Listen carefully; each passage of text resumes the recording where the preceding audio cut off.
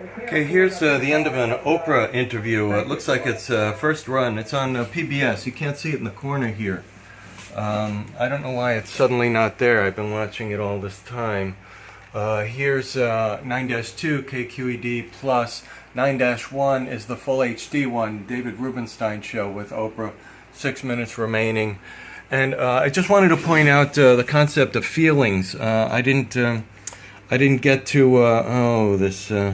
I can't give you the date and time check with this other cell phone because it's down. But I'll just show you that I'm still watching this. But the concept of feelings, I've read a ton of books in my life, and she had a talk show. Here, it's 2004, her talk show. And she keeps referring to herself, listening to her own feelings, or she's using kind of a different phrasing of it, and saying things like, that's how my intention. She keeps saying that repeatedly, and she doesn't seem to think about the intentions of evil people, like Hitler or the thug who attacked me in the lobby, who was trying to murder me. After 3 heart attacks. So,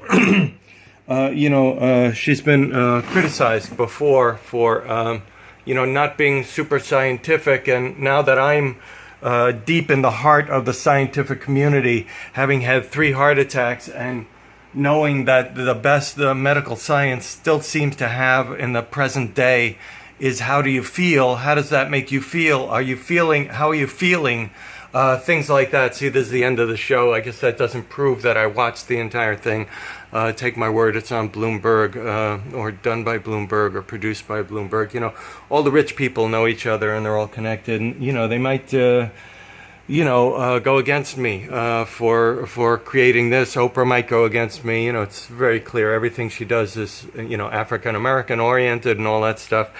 And, they noted she backed Barack Obama, to become president, even though she tried to be not political her whole life. And again, unfortunately, the outrageous racism, that's been inflicted on me recently with these horrifying thugs trying to murder me in the lobby in the black pit bull, and 2 black guys and the black desk clerk out of 100% black workforce.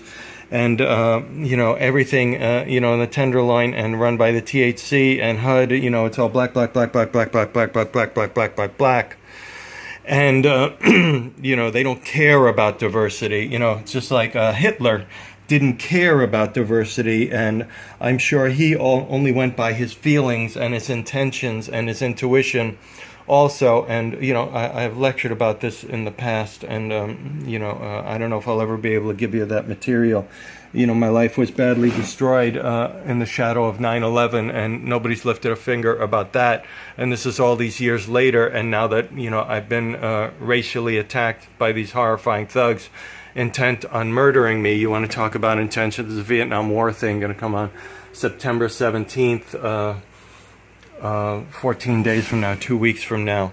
And a lot of people need to see that, especially if they work for the VA, which again seems very racist and also sexist, if Oprah wants to get involved in that. But, unfortunately, this could be a big mistake for me making this recording. And, she and her people, and she noted on the show, she doesn't like to say no directly to people. She has other people do that. So, she's probably lived a life where, she gets a lot of other people to do things, behind the scenes, and, they carry out her intention. I hate to say, and again, it doesn't look like she's considered, the evil people of the world. She had Dr. Scott Peck on her show, and you probably never made it to human being in your life if you've never read People of the Lie, The Hope for Healing Human Evil, which is the book he noted he would try to write immediately after Road Less Traveled, and he did.